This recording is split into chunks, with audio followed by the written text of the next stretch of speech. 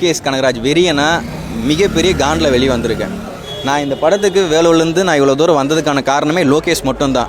அனிருத்துக்காகவும் நான் வந்தேன். ஏன்னா அனிருத்துடைய தீவிரமான ஃபேன். அதே மாதிரி டேரக்டராக நம்ம லோகேஷ் மேலே மிகப்பெரிய வெறியே வச்சுருக்கோம். தலைவர் படம்னு சொல்லிட்டு நான் இந்த படத்துக்கு வர கிடையாது.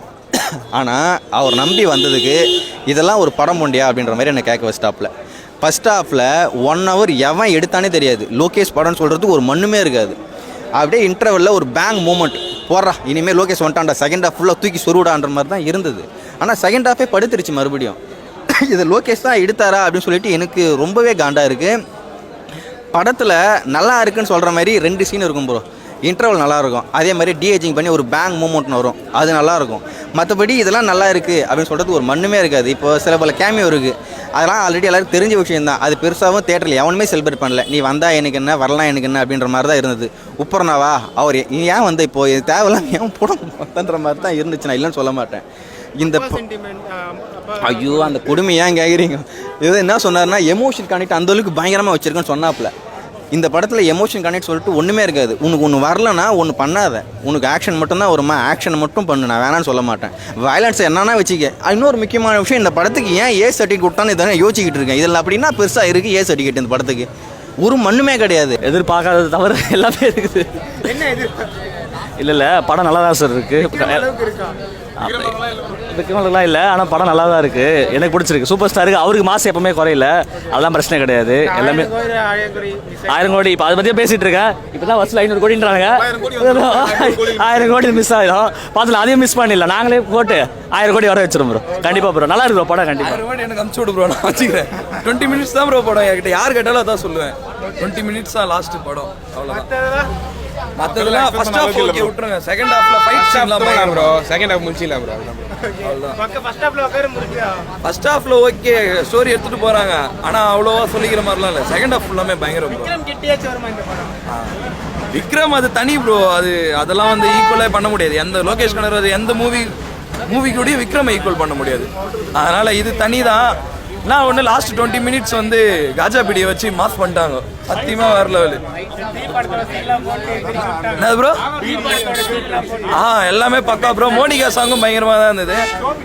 அதான் ப்ரோ லாஸ்ட் 20 minutes ப்ரோ. அதான் அந்த ஏதோ யூடியூப்ல கூட சொல்லியிருந்தாங்களே வைரலாக, அந்த அமெரிக்கில் யாரோ பார்த்துட்டு லாஸ்ட் 20 minutes தான் படம் சூப்பராக இருந்ததுன்னு. லாஸ்ட் 20 minutes ஃப்ளாஷ்பேக்லாம் மச்சா ப்ரோ. ஓகே தான் ப்ரோ, சொன்ன மாதிரி தான். அவ்வளோலாம் இல்லை ப்ரோ. நான் ரொம்ப எக்ஸ்பெக்ட் பண்ணி வந்தேன். அந்த ஒரு காஜா பீடி சீன் தான். காஜா பீடிக்காக பார்க்கலாம் ப்ரோ, அவ்வளோதான்.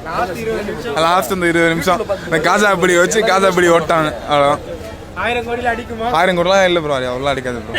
500 வரும் ப்ரோ. 500லாம் வந்துடும். 500 வந்துடும்.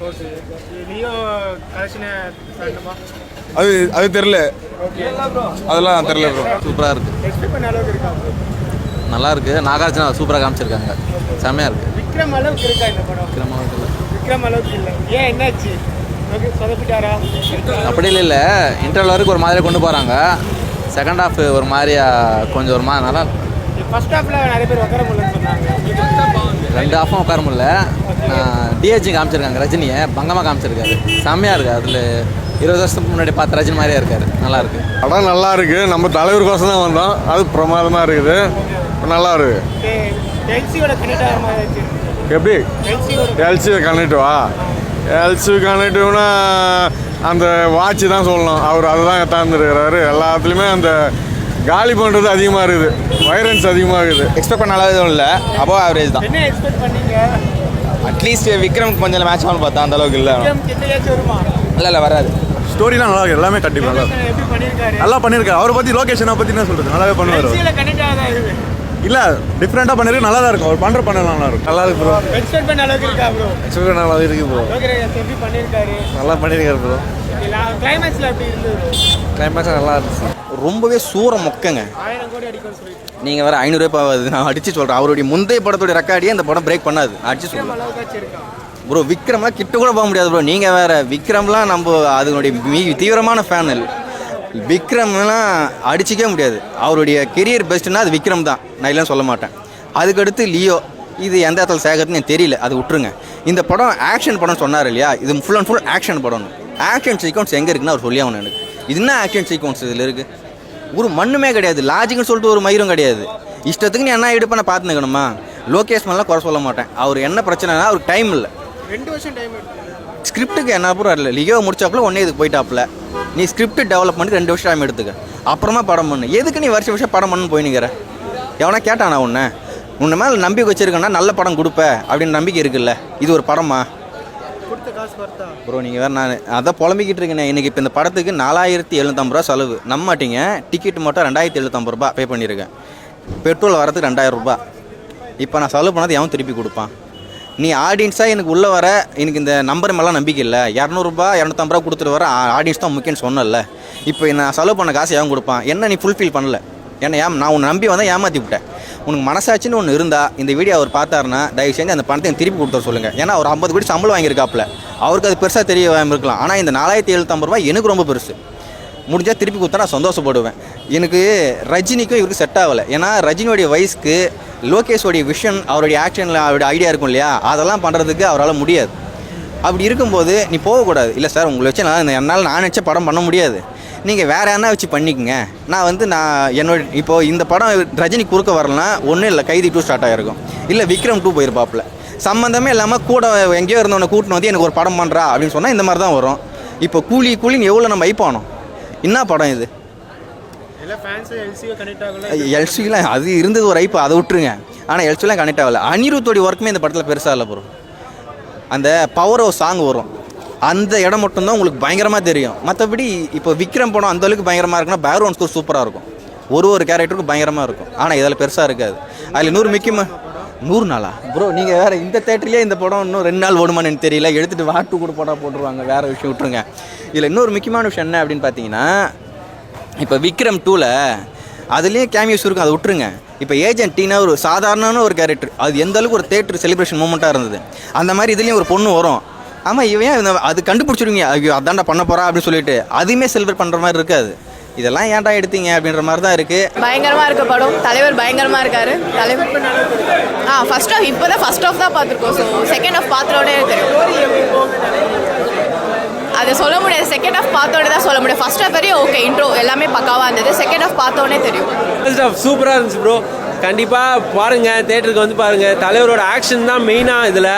அவர் ஏஜ் ஆகிடுச்சு எல்லாருமே சொல்கிறாங்க, பட் இல்லை, நீங்கள் தேட்டருக்கு வந்து பார்த்தா தான் தெரியும் அவர் இன்னும் இந்த ஏஜில் எப்படி அவர் ஆக்ட் பண்ணிட்டு இருக்காருன்னு. ஸோ மிஸ் பண்ணிடாதீங்க.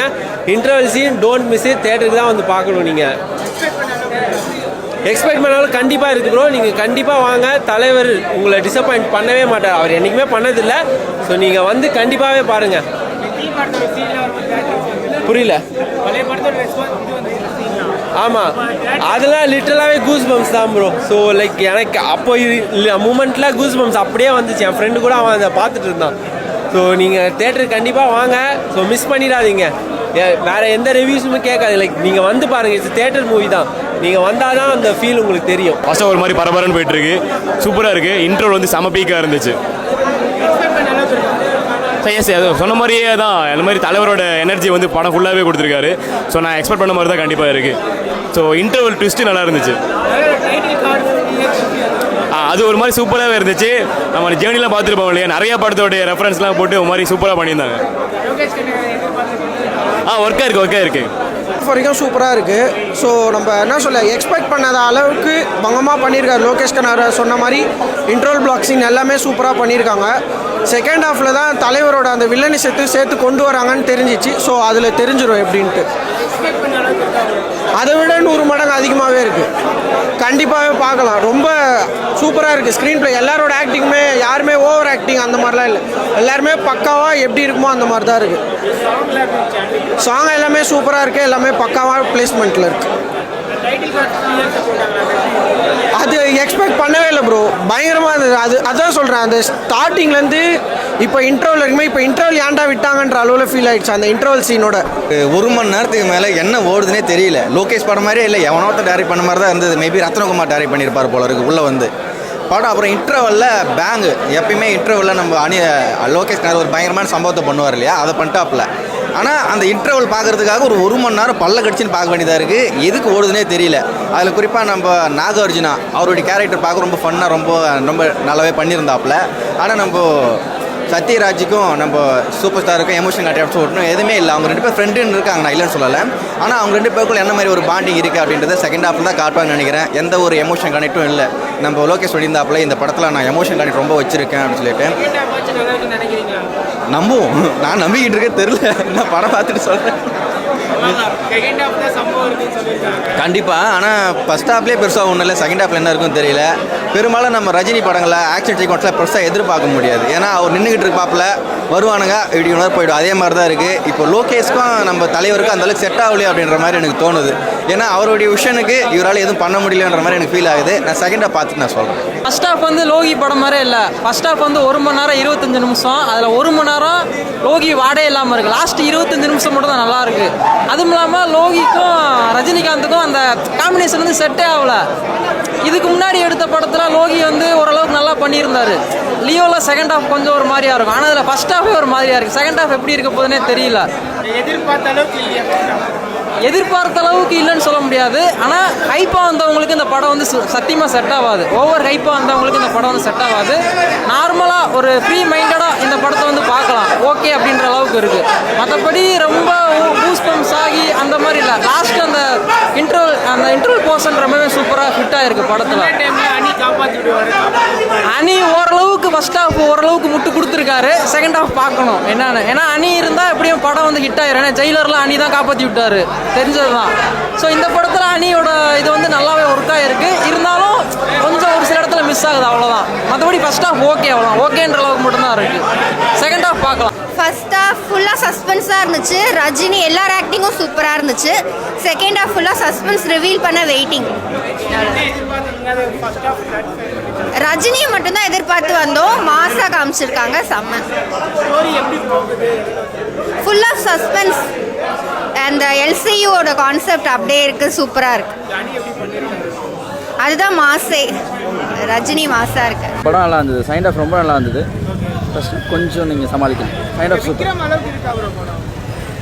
விக்ரம் அளவுக்கு எனக்கு கனெக்ட் ஆகலை bro. But family audience maybe first half நல்லாயிருக்கும். லோகேஷ் கனகராஜ் அவரோட இதுக்கு நல்லா தான் பண்ணியிருக்காரு, ரொம்ப நல்லா இருந்தது. பட் ஹைப் ரொம்ப நிறைய இருந்தது ஃப்ரண்ட்டில். ஸோ படம் வரதுக்கு முன்னாடி நிறைய கேரக்டர்ஸ் யூஸ் பண்ணியிருக்காங்க. ஃபர்ஸ்ட் ஹாஃப் மட்டும் கொஞ்சம் நல்லா பண்ணியிருக்காங்க. செகண்ட் ஹாஃப் ரொம்ப நல்லா இருக்குது. அடுத்த ஷோலாம் ஹவுஸ்ஃபுல்லாக போவோம். பயங்கரமாக இருக்குது, எதிர்பார்ப்போட பயங்கரமாக இருக்குது. பழைய படத்தை தீ படத்தை ரெஃபரன்ஸ் எப்படி சூப்பராக இருந்தது. பயங்கரமாக இந்த ஏஐ டெக்னிக்லாம் சூப்பராக யூஸ் பண்ணியிருக்காங்க படத்தில். அமீர் கான் ரோல் மட்டும் கொஞ்சம் டவுனில் இருக்குது, மற்றபடி நல்லா. என்ன எக்ஸ்பெக்ட் பண்ணீங்க? அது அமீர் கான் ரோல் மட்டும் இன்னும் ரொம்ப எக்ஸ்பெக்ட் பண்ணோம். அது ரொம்ப டஃப்பாக இருக்கும்னு நினச்சோம். பட் டஃப் இல்லாமல் ரஜினி கூட சேர மாதிரி